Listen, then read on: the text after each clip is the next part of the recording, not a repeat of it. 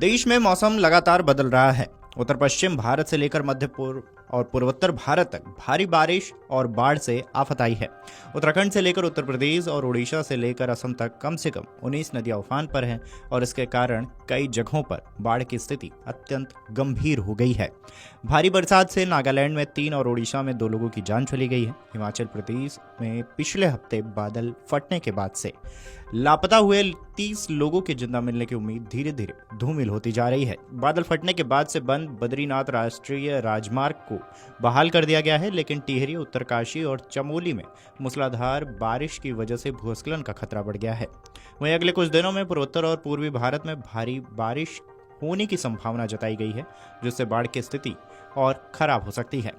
मौसम विभाग के मुताबिक इस पूरे हफ्ते देश भर में जमकर बरसात होगी। 13 जुलाई तक पूर्वी राजस्थान, 10 जुलाई तक जम्मू कश्मीर, हिमाचल प्रदेश, पंजाब, हरियाणा, चंडीगढ़, पश्चिम उत्तर प्रदेश, 9 जुलाई तक पश्चिमी राजस्थान, 8 से 10 जुलाई के दौरान पूर्वी उत्तर प्रदेश में भारी बरसात होगी।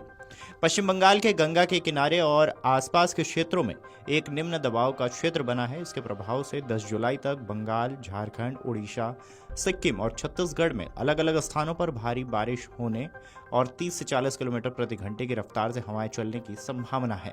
गुजरात, महाराष्ट्र, गोवा, कोंकण, आंध्र प्रदेश, केरल और कर्नाटक में भी विभिन्न स्थानों पर बौछारें पड़ सकती हैं।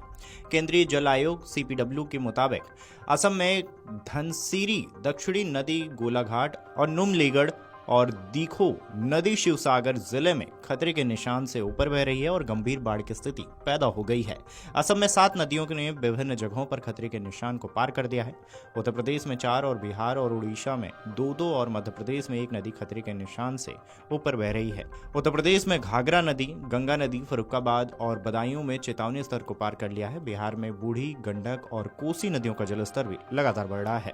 उत्तराखंड में भारी बारिश से रुद्रप्रयाग में अलकनंदा नदी ने रौद्र रूप ले लिया है। मौसम विभाग ने टिहरी, उत्तरकाशी, रुद्रप्रयाग और चमोली जिलों में विभिन्न जगहों पर मंगलवार को भी भूस्खलन को लेकर चेतावनी जारी की है। कई दिनों बाद बद्रीनाथ राजमार्ग को बहाल कर दिया गया, लेकिन सोमवार को उमटा में फिर मलबा गिरने से राजमार्ग 3 घंटे बाधित रहा और लंगासू में 40 वाहनों को रोकना पड़ा।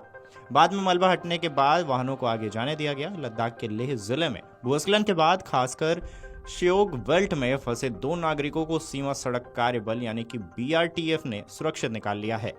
हिमाचल प्रदेश के मंडी जिले के थुनाग, गोहर और करसोग में बादल फटने से अचानक बाढ़ और भूस्खलन के कारण लापता हुए 30 लोगों की तलाश जारी है। एनडीआरएफ, एसडीआरएफ, सेना, आईटीबीपी और होमगार्ड के लगभग 250 जवान खोज अभियान में लगे हैं। डॉग स्क्वाड की भी मदद ली जा रही है। बाढ़, बारिश और